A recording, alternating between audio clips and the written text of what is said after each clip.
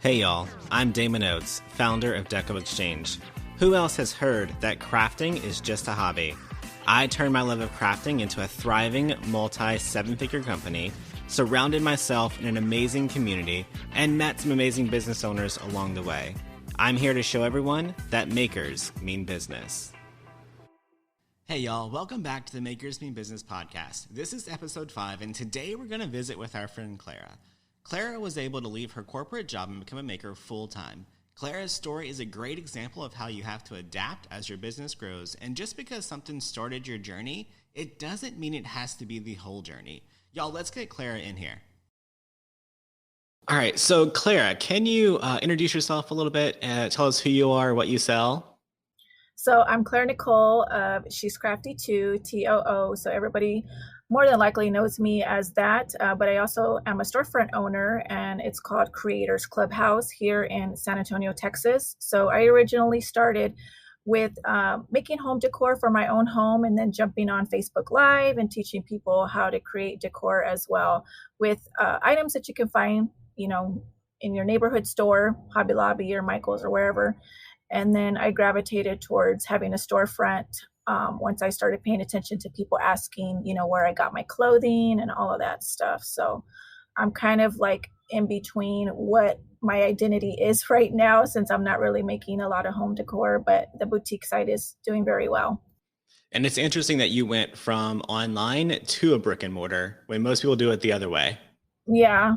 Because I started doing Facebook Lives and, opening a brick and mortar store. Obviously, you want to get the foot traffic of the local community, but I've been able to, get the traffic from both by having the Facebook following that I already had for, my own brand, and then from the storefront as well. So has it always just been easy for you to sell products, or is it something that you had to learn and get used to? I think naturally, just who I am as a person, I've been able to sell products.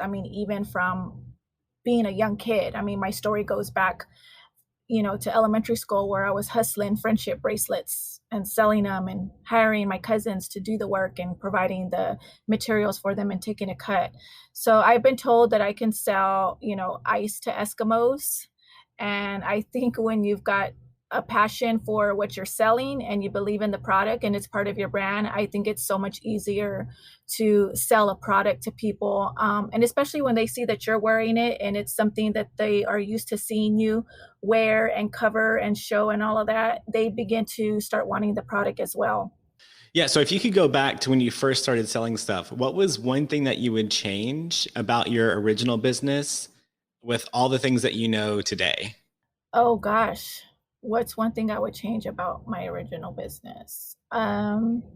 Just not being, at some point you start not being scared, but I think I was still scared in the beginning to really show people who I was and all of that, kind of hiding out in the stores, because back then when Facebook started, we didn't know if we were going to get told to leave a store or whatever, but just building relationships with those stores that we were promoting, also their companies as well, saying, hey, we're going to use those products and stuff. I think I would have just been more bold and been more like, hey, they either say yes or no, or they escort me out the building. It got to the point where the managers at Kirkland's loved when I walked in the store, because I would rearrange the front area and, pull all the products and then show you guys, hey, this is what we pulled from Kirkland's, and you could grab this, this, and this, and here's your whole Halloween setup. So I think that's what I would, change, is just don't be scared. The worst that's going to happen is you're going to get a no, and know what your brand is and who you're trying to sell to. And don't shift your business unless that's where you're really going, not to just be doing what everybody else is doing. Definitely agree with that. It kind of relates back to the podcast that we did previously about imposter syndrome and not thinking that you can ask for it just because you're just starting out. And it's one of those things where you don't know if you don't try. Mm-hmm. Exactly. Right now I have people asking me to carry their products in the store. And I've had to say no, because it doesn't fit with what I'm wanting to carry in the store, or I just don't feel like testing it out for a year or whatever. So everything that I have in my store, I know the company, I know the face behind it, I know their story, and a lot of it is local from San Antonio. So it's a lot of local based businesses that I support, and just bringing in any other product, it's something I really have to test out myself and be behind it 100%. Of course. So for someone that's just starting their business, could you give them 3 tips to make it easier? Don't be scared to spend money, because this business, any business, is expensive. I can tell you, it's when I look at how much the store has made versus how much I've spent, it's it might be a while before you're really rolling in the dough, I guess. So that would be one tip, is don't be afraid to spend money. Make sure you get legit. I cannot tell you how many times people say they're making stuff just as a hobby, but if you're a hobby, then why are you taking people's money? So, I think they're scared because they think they got to pay this enormous amount of taxes, which is not true at all. You're only going to pay taxes on what you actually sell. So I would say get legit from the very beginning, get your tax license, get your DBA, get your Facebook and everything you can, for your social media. Make sure everything matches up, your email, your Facebook, your Instagram, everything. And also believe in yourself, because there's going to be a lot of people that are going to think of your business as a hobby. They're not going to be your supporters, your friends and your family. And there are going to be those few that do support you, that are your friends and your family, but they might not always buy from you. So as long as you know that this is what you want to do and it's your passion and it's your goal, then know that you're going to have a lot of obstacles, financially and physically, with people in your life that are going to tell you, what are you doing? What would you consider the biggest win in your business right now? Right now in my business would be, I would have to say the obvious is getting on TikTok, because I have struggled since I've opened my store to get that foot traffic locally, because I ship all over the US, and that's because of the Facebook following I have. So naturally on Facebook, everybody's on there from everywhere, and it's not always just San Antonio. But my business, the storefront, has sustained itself because I've been able to ship all over the US, but it's getting people to come physically into the store that pass by it, and they don't think it's a church. They don't think it's the old thrift store that it used to be. So going on TikTok and doing that video that kind of showed, my story of how I left AT&T and pursued my dreams, and, now my business is where it's at. And literally putting on that one piece of paper that I have a boutique in San Antonio, I cannot tell you, since the past 7 days, how many people are coming in from the community that live around the corner, that live 2 streets away, that live, across the highway, and they never knew I was here. So I think that's the biggest win right now, is getting that local traffic from San Antonio that I've been really, really trying to pursue for the past year, and getting them in the door, is that TikTok video. So on that TikTok video, I said TikTok, TikTok. and that TikTok video, did you put a hashtag of San Antonio or something so they knew it was local? I don't think I did, but on one of the sheets of paper that I used to tell my story, it did say San Antonio. San Antonio. Yes, okay. And a lot of people are commenting, yay, the 210, or I'm in San Antonio, or I'm in, the little suburbs around. And like I said, since I started my TikTok 7 days ago, I'm asking people, so how did you hear about the store? And they're like, we found you on TikTok. And I'm like, wow, it's literally all TikTok right now. That's crazy. Mm-hmm. Are you seeing a spike in your Instagram or anything like that from TikTok? Yes, all my social medias, they're all connected to my TikTok. So I have my Instagram for the She's Crafty too, which was my original brand, and the Creators Clubhouse. Those are all connected. Also the Facebook as well.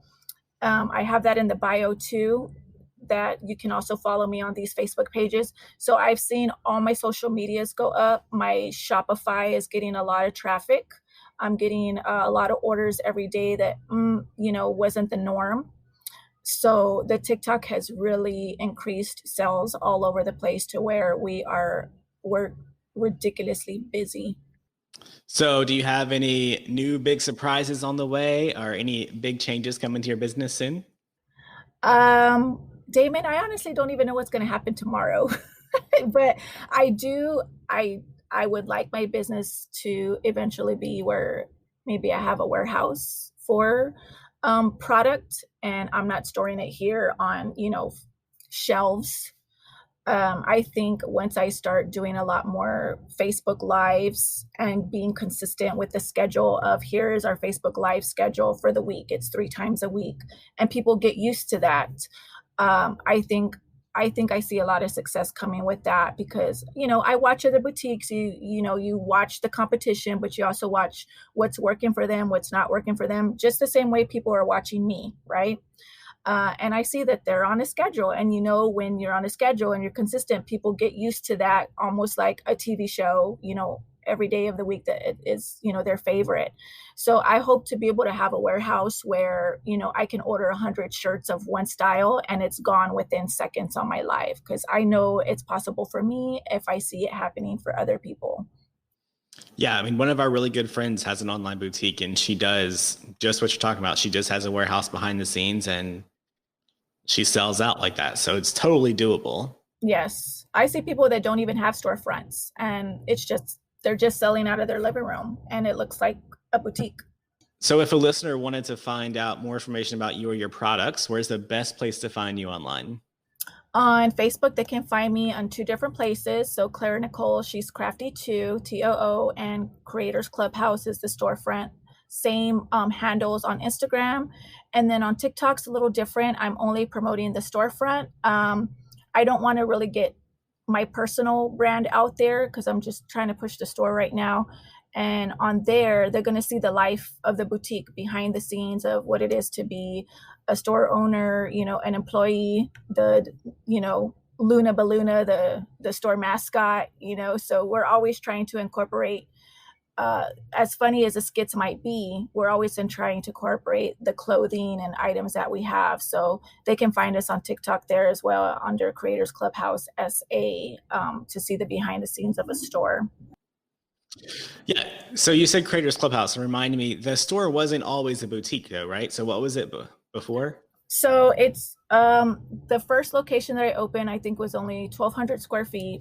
So that it was like a closet. Yeah, it was like maybe your closet, but it was supposed to be where I was going to have classes and where I would do my lives, and basically to get out of my house, because as you know, it's very easy to have ribbon explode in your home and mesh and everything, right? So I needed to get out of my house. And I started out with t-shirts first because I always wear cute t-shirts, that are motivating. And so people started asking, I decided, well, let me just start carrying t-shirts, a little bit of jewelry here and there.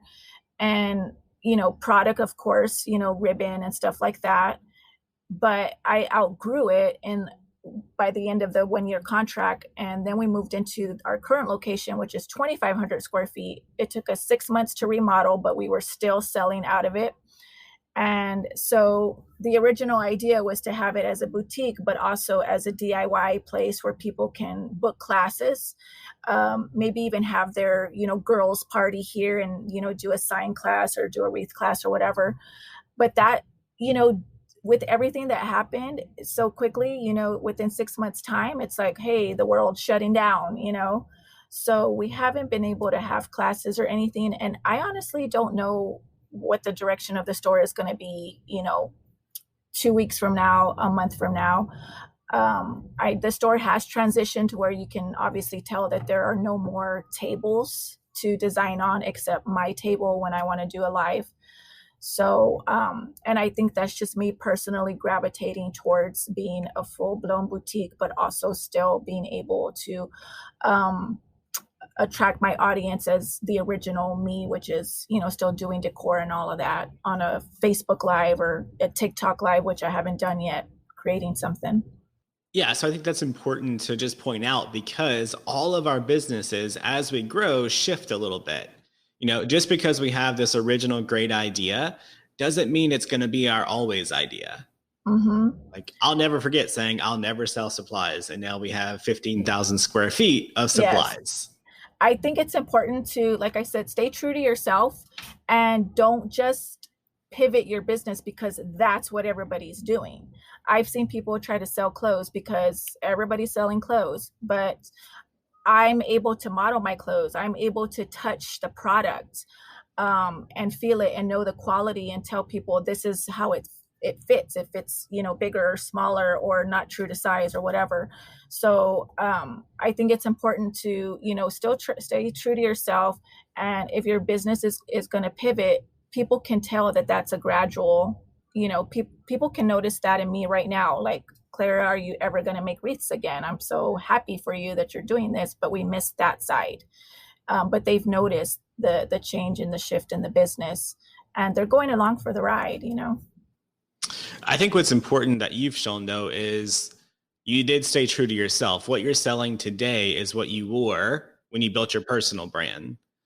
So it's not like you shifted to something completely different as a money shift. You shifted into what you love and what you represent. Yes. And like I said, people can see that the head wraps, you know, they're vibrant, they're very Mexican, you know, looking, cultural specific. And you see that all throughout my store. My store is very colorful. The products I carry are very colorful. They're very fun. It's nothing I would not wear myself. So my personality is being shown in my store, and it's still very much the brand that I've always had since the beginning. Yep. All right, Clara, I have one last question for you. Can you tell me what it means to you to be a maker? What does it mean to be a maker? I would have to say you're just creative all the time.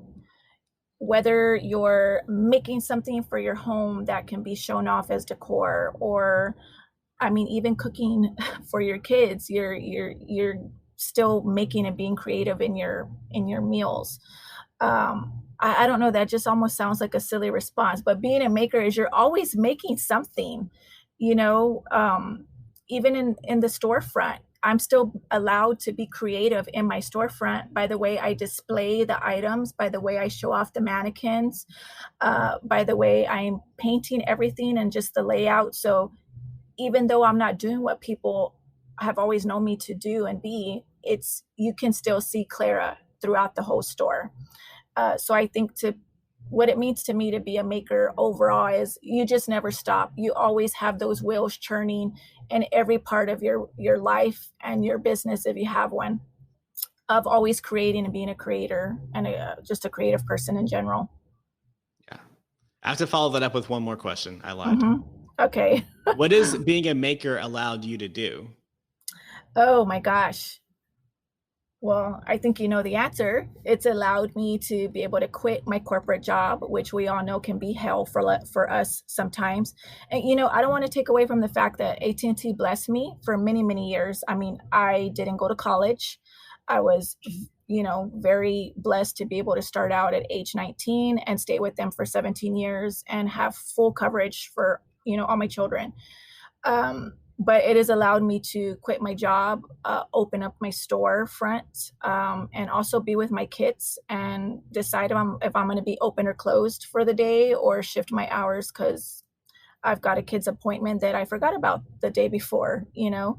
So it's allowed me to be home with my family and be my own boss and not be in that office drama that, you know, none of us miss. And financial freedom, you know, knowing that if something comes up like my kitchen, I don't have to finance it. I don't have to borrow money. You know, grateful that things like that pop up, you know, I'm able to pay for in full because of the hard work that we put into our own businesses. That's awesome. All right. That's it. Thank you, Clara. Thanks, Damon, and for having me. I appreciate it. Yeah. Any last words for him? Sure. Just keep kicking butt and don't give up, even when it looks like it's going nowhere or you feel like a failure. You know, surround yourself with friends that are going to tell you, no, you're not. The fact that you're just getting up every day and attempting something in your business or your dream, you fail when you don't try, put it that way. Yeah. Since you mentioned that, how long did it take you to get from quitting AT&T to today? It's going to be 4 years that I officially resigned and quit in August, but it was a period of a year from when, God told me you need to quit and I had to get out of my own way to when I actually quit. It was a full year before I said, okay, I need to stop being disobedient. Yeah. So it didn't happen overnight. No, it definitely did not happen overnight. And I think that's what people need to remember, Damon, is a lot of us don't quit just to quit. We're being careful also by making sure our side hustle is out earning the main hustle consistently. And we're walking away with some type of a cushion or an assurance like this business is taking off. Imagine what I could do when I put, 40 hours into it versus, what a full-time job is taking from the side hustle. So yeah, it proved itself over time before I quit. All right. Well, thanks, Clara. Thanks, Damon.